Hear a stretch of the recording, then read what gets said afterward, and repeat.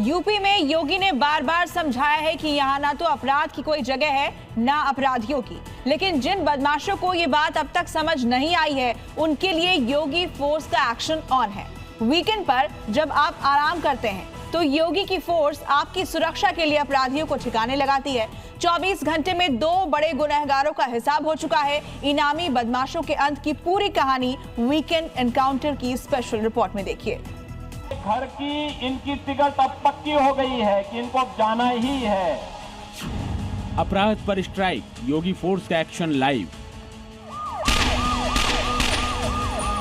कि अगर बेटी की सुरक्षा के साथ खिलवाड़ किया तो तय मानिए कि अगले चौराहे पर यमराज टिकट काटने के लिए खड़ा होगा।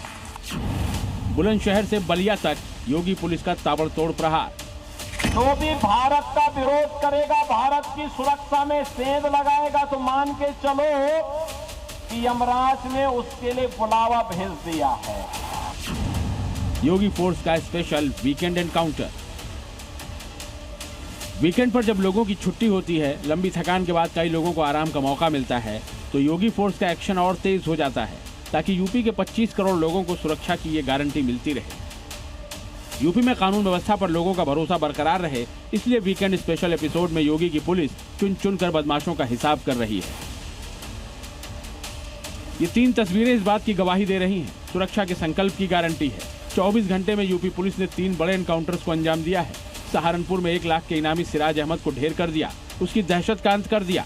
बुलंदशहर में 50,000 का इनामी जुबैर मारा गया, तो वहीं बलिया में 1 हफ्ते पहले मर्डर की वारदात करने वाले 5 आरोपियों को दबोच लिया गया। सहारनपुर में मारे गए सिराज ने यूपी के कई जिलों में वारदातों को अंजाम दिया। पुलिस लंबे वक्त से उसकी तलाश कर रही थी। जब ये पंजाब हरियाणा सीमा से यूपी में दाखिल हुआ तो पुलिस को इनपुट मिला कि वो नई वारदात को अंजाम देने की फिराक में है, जिसके बाद घेराबंदी की गई। एसटीएफ ने रोकने की कोशिश की तो फायरिंग कर दी। जवाबी कार्रवाई में घायल होकर सिराज ने दम तोड़ दिया। सिराज पर 30 से भी ज्यादा आपराधिक मामले दर्ज थे। हत्या, गैंगस्टर एक्ट, एनएसए जैसी गंभीर धाराएं लगी हुई थी। 1 लाख का इनामी बदमाश को मुठभेड़ में मार गिराया है। आत्मसमर्पण के लिए कहा गया तो उसने पुलिस पर लगातार कई राउंड फायरिंग की, जिसके बाद एसटीएफ ने उस पर जवाबी कार्रवाई की। वो अपराधी मारा गया सिराज, मेरे बेटे का हत्या कर रहा था। 2.5 साल से वो भगा था और योगी बाबा से मिलके हम मिले भी और उसके बाद हमारे वकीलों भी गए मिले।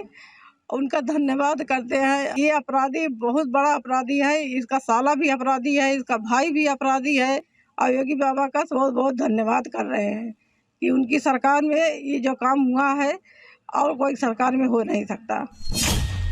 वहीं दूसरी ओर बुलंदशहर को जुबैर के आतंक से मुक्ति मिली। 35 साल के जुबैर पर 50,000 का इनाम था। वो मेरठ के लिसाड़ी का रहने वाला था।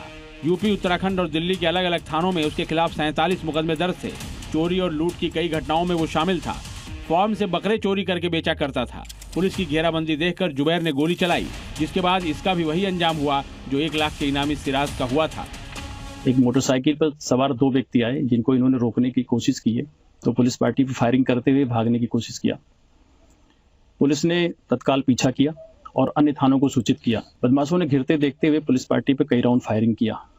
आत्मरक्षा की गई फायरिंग में बदमाश को गोली लगी, जिससे वो घायल हुआ। एक और मुठभेड़ बलिया में हुई, जहां 13 दिसंबर को हत्याकांड को अंजाम देने वाले शूटर्स का हिसाब हुआ। पुलिस ने एनकाउंटर में 5 आरोपियों को गिरफ्तार कर लिया। 2 4 पहिया वाहन और 1 मोटरसाइकिल खड़ी हुई है। उसमें एक व्यक्ति भागता हुआ अंदर जाता है, चिल्लाता है कि पुलिस को मारो। पुलिस ने घेर लिया है।